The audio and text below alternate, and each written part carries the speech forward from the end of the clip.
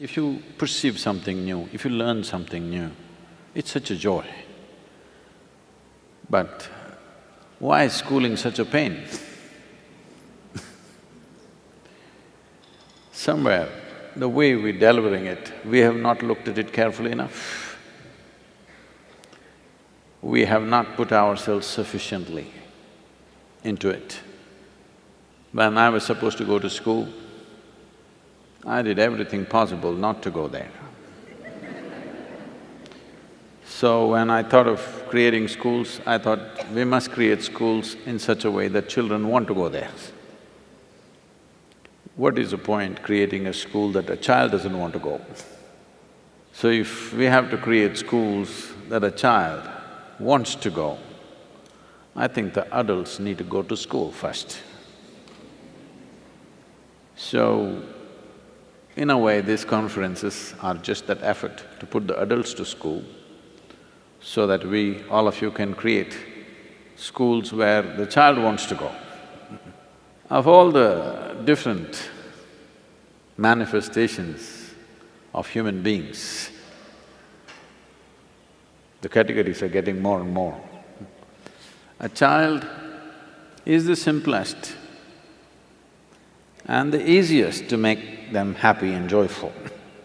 With such a segment of population which is naturally joyful, I don't see why it is so difficult to create a joyful way of delivering education.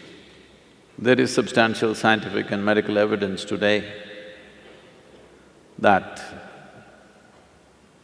if you remain in a pleasant state of experience, that is when your body and your brain works at its best. Some studies are trying to establish that if you remain just one day, 24-hour segment in your entire life, one 24-hour segment, if you remain without a moment of unpleasantness within you, not a moment of agitation, anxiety, irritation, anger, nothing, just joyful. They say, your ability to use your intelligence can go up 100% in a single day. We've always known this by experience, but today there is data, because without data nothing is true anymore. If there is no data about you, that means you're not here. Yes, if you did not register your data into the computer, all of us will think you're not here.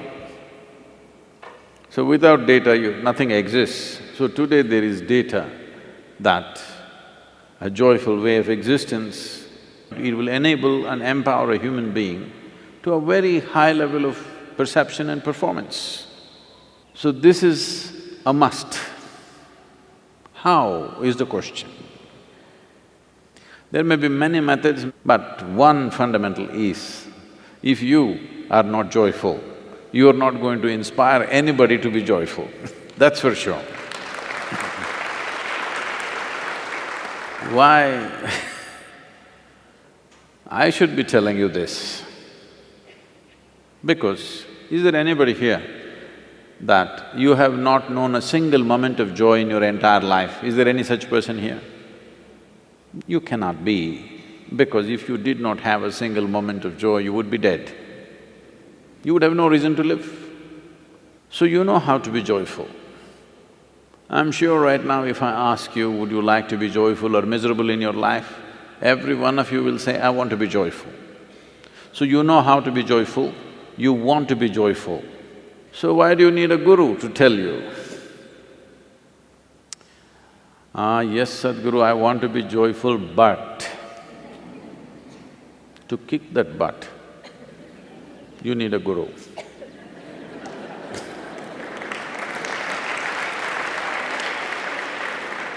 Yes, I want to be joyful, but you know what he did.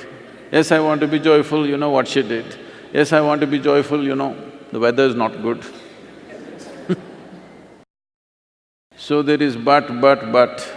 If we just kick this one but out of our life, creating a joyful education will be a natural consequence. If we are joyful, whatever we do, whatever we create, we will make it that way, isn't it?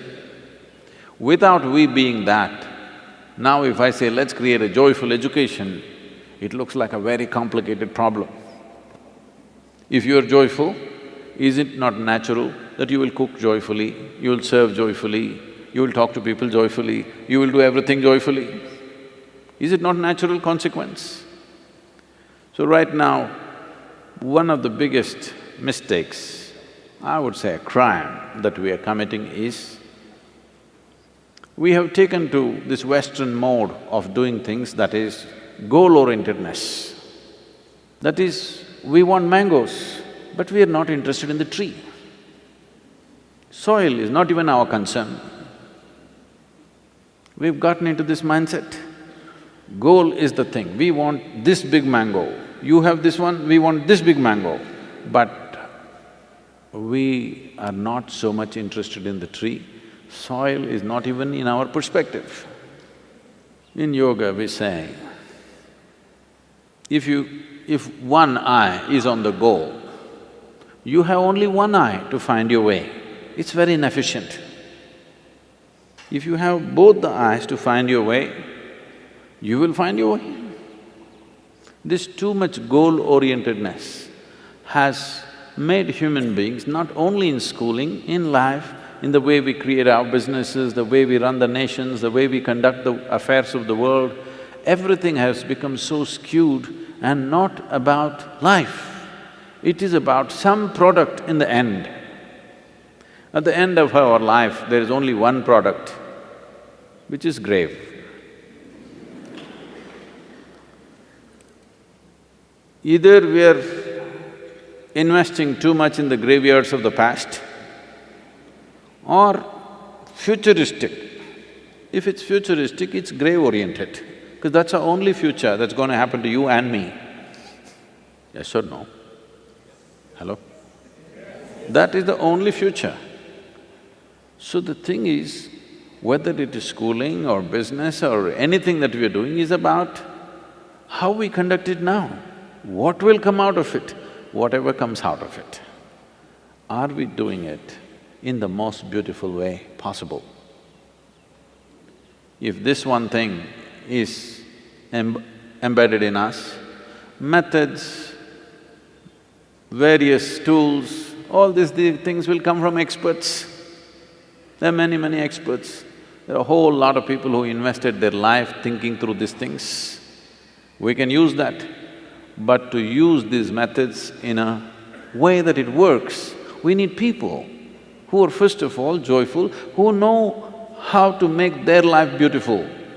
If you do not know how to make your life beautiful, this aspiration of making everybody's life beautiful is not going to work. So, many of you who are as teachers, as educators, as experts in the field, variety of expertise that is here, the evolution of the teacher is the most important thing, everything else is secondary. Who delivers this is the most important thing. It's not… we have not invested enough in that.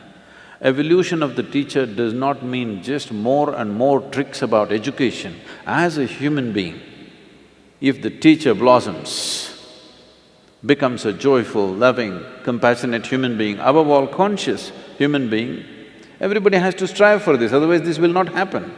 This is not something that will happen because you got a PhD. This is something that you have to work upon yourself. If this process is brought into the teachers, you must see the tradition of this country is this. Usually parents gave away their children to a teacher, an acharya or a guru, took the children totally in his fold because people saw him as an evolved human being, not just a knowledgeable human being, an evolved human being. So they saw that if we leave our children in his hands, in his or her hands, naturally our children will blossom. So this has to come. This may look like, oh, is this possible to train all the teachers? Why not, I'm asking. For the first time, for the very first time in the history of humanity, We have capabilities that no other generation could ever dream of, isn't it? For the first time, we can speak to the entire world. It is time we make truth mainstream. If truth becomes mainstream, truth means what really works. If I sit here, what will leave me in the highest state of experience is the truth of my existence, isn't it? If every human being knows what is the truth of their existence, that you can sit here in the best possible way a human being can be right now, you don't have to worry about tricks of education. In those hands, every little tool will become a powerful process. In this effort to make educators, teachers and others who are involved in children's education in this country or anywhere else, we want to offer these things to you, simple tools for transformation. Something that you can do with yourself which will leave you in a better place than you are right now. This must happen. It's my wish and my blessing that this must happen.